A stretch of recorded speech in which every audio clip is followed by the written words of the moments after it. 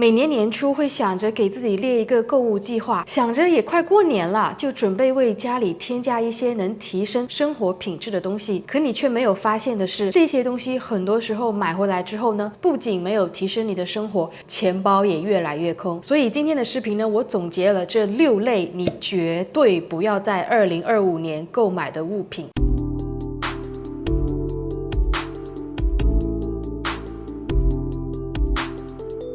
你站在衣柜前，看着自己这堆衣服，坐在梳妆台前，盯着眼前的化妆品，又或者在家中客厅里左顾右盼，开始寻找空缺的物品。你会盯着衣柜想，我怎么就没有一件黑色牛仔裤？但假设你买回了那件黑色牛仔裤之后，可能发现没有合适的场合试穿，甚至连试穿的兴趣都没有。那原因是为什么呢？因为你本来就不喜欢穿牛仔裤，这就是为什么它从来没有出现过在你的衣柜里。道理很简单，你以前不需要这件裤子，那未来也不会需要。同样的道理适用于生活中的其他物品上。你时常会觉得自己的化妆品里少了某种颜色的眼影，衣柜里缺一件某种款式的大衣，家里缺了几幅好看的壁画，就总想着要去填补这些所谓的空缺。但这种行为其实是完全没有意义的，因为你去填补的不是你的需求，而是一种买了就能圆满的结果。而最终这些被买回来的东西呢，只会成为你的生活负担。所以与其纠结你没有什么物品，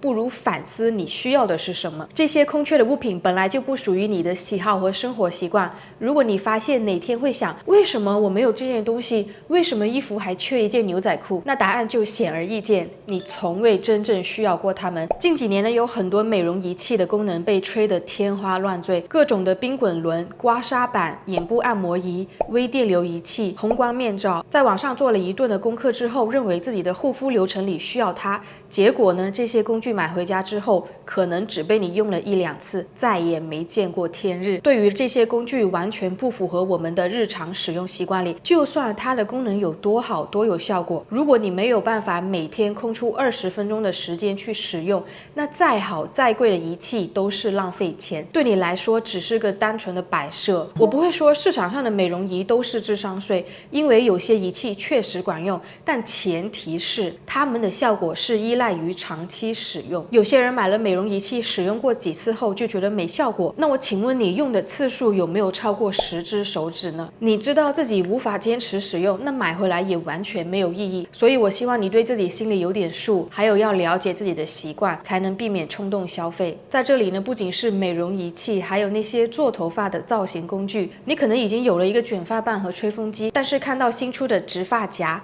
吹风梳和卷发筒就忍不住想买回来。让我们冷静分析一下，这些工具的最终效果呢，其实差不多，能让你的头发变得卷翘和顺滑。虽然每个工具的体验和用法会稍有不同，但从功能上来说，它们是完全重叠的。要是持续买更多这样的重复物品，会让你的家里堆满了用不上的设备，花更多时间去整理。假设你正在用一件很喜欢的产品，担心它用完了怎么办？是不是赶紧多买几瓶放在家里囤着？想象一下，你在用一款刚入手不久的精华，你非常喜欢，效果也很好，于是心里想着这东西这么好用，绝对不能没有它，就趁在打折时买了备份。在我自己发生过最显而易见的事实就是，我是1年4季需要用护手霜，每天都需要用，每次遇到活动就会多买几个放着。尽管最终我都会将这些护手霜用完，可问题就是有些香味用多几次之后就用腻了，或者这个牌子的质地不太适合我当下的手部状态，那我只能硬着头皮使用，就会从喜欢用到一种硬着头皮也要用完的心态。我们之所以会想着去买多余的备份品，是一种基于未来的不确定性而做出的消费决定，而不是基于我们现在的实际状态。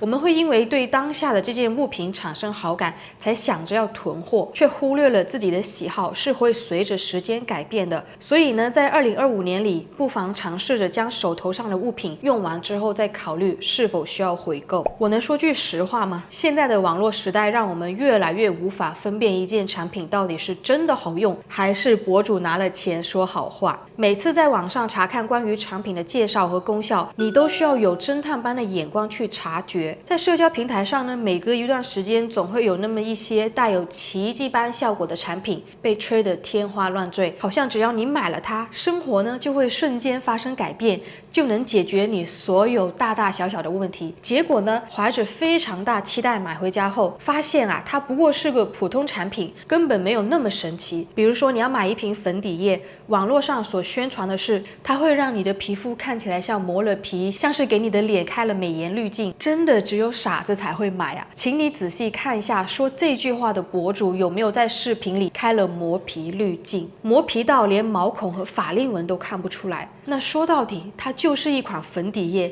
仅此而已，效果呢并没有达到让人觉得一款能改变人生产品的程度。我们都经历过在买护肤品时认为这一瓶精华会拯救我所有皮肤问题，买化妆品时会想想这支口红能让我气质爆棚。这里需要你认清的一点就是，没有任何的一件产品是真的能改变你的人生，它们可能会有不同的效果啊，但永远达不到我们因为夸张宣传而建立起来的过高期待，也是因为这种期待值呢才是让我们感到失望的原因。所以等你再次面对那些吹上天的产品时，多用点理性态度去对待。无论多神奇的产品，它们只是个普通的工具，而不是改变你人生的魔法棒。我们都喜欢平替产品，谁不喜欢花更少的钱买到和高价产品一样的效果呢？有些平替产品确实做得好，好到让人分不出来个真假。有的时候为了找到一款完美的平替，可能花的钱和精力比直接买原装的还要多。当你看到某款产品的完美平替在被推荐，想抱着试试看的心理买了回来，发现效果并没有达到预期，于是再买另一款平替，再试一次，最终你将这些用来买平替的花费加起来，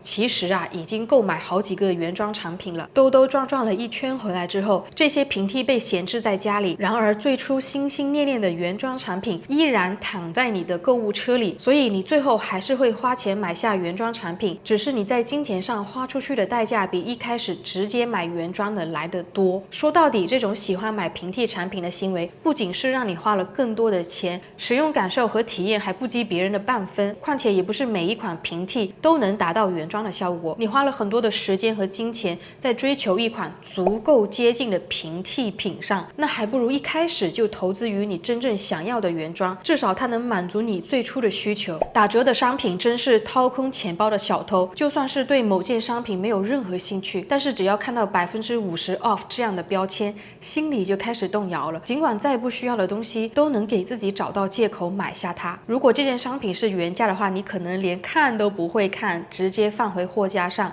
尤其是在一些大促销活动中，或者是一些品牌的年度折扣，社交平台上满屏都是告诉你绝对不能错过的折扣推荐，会让人产生一种莫名的参与感。如果什么都不买，就错过了一次省钱的机会。注意啊，这里是双引号省钱。很多打折商品呢，之所以有折扣，可能就是因为他们原本就卖得不好，也就是说这些东西可能并不符合大多数人的需求和审美，否则也不会进入清仓折扣区。下次啊，你再看到打折商品，在脑子里面思考一下，如果它是原价的话，你还会买吗？答案是否定的话，那你大概率就不会需要用到它。打折并不会让一件你不需要的商品变得有价值，它只会成为你消费冲动的借口。好啦，这个就是以上所有内容。如果你有想要分享的点，欢迎在下面留言分享给我。如果喜欢这期视频，不要忘记关注和点赞，是对我频道的最大支持。那我们下周视频再见，拜拜。